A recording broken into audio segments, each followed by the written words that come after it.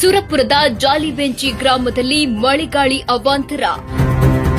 ಗಿಡಗಳ ಕೊಂಬೆ high tension wire ತಗುಲಿ ವಿದ್ಯುತ್ ಅವಘಡ. ಸಂಜೆ ಜಾಲಿಬೆಂಚಿ ಗ್ರಾಮದಲ್ಲಿ ಮಳೆಗಾಳಿಯಿಂದ ಶಾರ್ಟ್ ಸರ್ಕ್ಯೂಟ್, ಮನೆಗಳಿಗೆ ಹಾನಿ. ಜಾಲಿಬೆಂಚಿಯ ಹಲವು ಜನರಿಗೆ ಗಂಭೀರ ಗಾಯ. ಅನಾಹುತಕ್ಕೆ 30 ವರ್ಷಗಳ ಹಳೆಯ ವೈರ್ ಕಾರಣವಾಯಿತಾ? ತಕ್ಷಣ ಸ್ಥಳಕ್ಕೆ ದೌಡಾಯಿಸಿದ ಪೊಲೀಸ್ ಇಲಾಖೆ ಸಿಬ್ಬಂದಿ ಮತ್ತು ತಹಶೀಲ್ದಾರ್. ಮನೆಯಲ್ಲಿನ ಟಿವಿ, ಫ್ಯಾನ್, ಫ್ರಿಡ್ಜ್, ಲೈಟ್ಗಳು, ವಿದ್ಯುತ್ ಬೋರ್ಡ್ ಸುಟ್ಟು ಕರಕಲು. 4-5 ಗ್ರಾಮಸ್ಥರಿಗೆ ಗಾಯ, ಸರ್ಕಾರಿ ಆಸ್ಪತ್ರೆಗೆ ದಾಖಲು. ಸಿನಿಮೆಯ ರೀತಿಯಲ್ಲಿ ವಿದ್ಯುತ್ ಕಂಬಗಳಲ್ಲಿ ಕಾಣಿಸಿದ ಬೆಂಕಿ. ಗ್ರಾಮದಲ್ಲಿ ಜನ ಪ್ರಾಣ ಉಳಿಸಿಕೊಳ್ಳಲು ದಿಕ್ಕು ತಪ್ಪಿ ಓಡಾಟ. ತಕ್ಷಣ ಕೆಇಬಿಗೆ ಫೋನ್ ಮಾಡಿ, ಬೇಗ ಫೋನ್ ಮಾಡಿ ಅಂತ ಕೂಗಿದ ಗ್ರಾಮಸ್ಥರು. ಕೆಲವೇ ನಿಮಿಷಗಳಲ್ಲಿ ವಿದ್ಯುತ್ ಸಂಚಾರ ನಿಲ್ಲಿಸಿದ್ರಿಂದ ತಪ್ಪಿದ ಭಾರಿ ಅನಾಹುತ.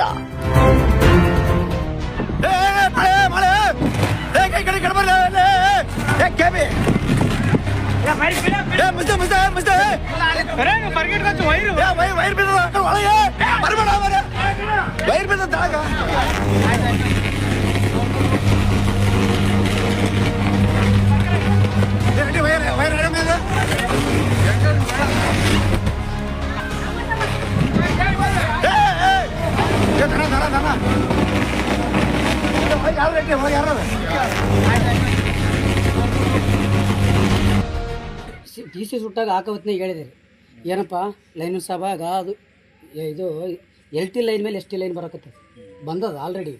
ಅದು ಒಂದು ವೇಳೆ ಗಾಳಿ ಶಾಕ್ ಹೊಡಿತಪ್ಪ ಅಂತಂದ್ರೆ ಒಂದು ದಿನ ಏನಪ್ಪ ಅರ್ಧ ಊರು ಅಂತ ಸುಡ್ತಿರಪ್ಪ ಅಂತೇಳಿ ಅನ್ಕೇರ್ಲೆಸ್ ಮಾಡ್ಲಕತ್ತಾರ ಕೆಲಸ. ಇವತ್ತು ಸರ್ ಹೆಂಗಾಯ್ತು ಸರ್ 6 ಗಂಟೆ 20 ನಿಮಿಷಕ್ಕೆ ಆಗ್ಯದಂತೆ ನಮ್ಮಲ್ಲಿ ಯಾವ್ದು ಅನಾಹುತ ಅಷ್ಟು ನಡಲಿಲ್ಲ ಸರ್. ಒಂದು ವೇಳೆ 7 ಗಂಟೆ 7:15 ಸುಮಾರು ಆಗಿತ್ತಲ್ಲ ಸರ್, ನಮ್ಮಲ್ಲಿ ಇಲ್ಲಿ ಸ್ಮಶಾನ ಜಾಗ ಸಾಲ್ತಿದ್ದಿಲ್ಲ ಸರ್, ಇಡ್ಲಿಕ್ಕೆ ಜಾಗ ಸಾಲ್ತಿದ್ದಿಲ್ಲ ಸರ್. ಸುರಪುರದ ಜಾಲಿಬೆಂಚಿ ಗ್ರಾಮದಲ್ಲಿ ಮಳೆಗಾಳಿ ಅವಾಂತರ.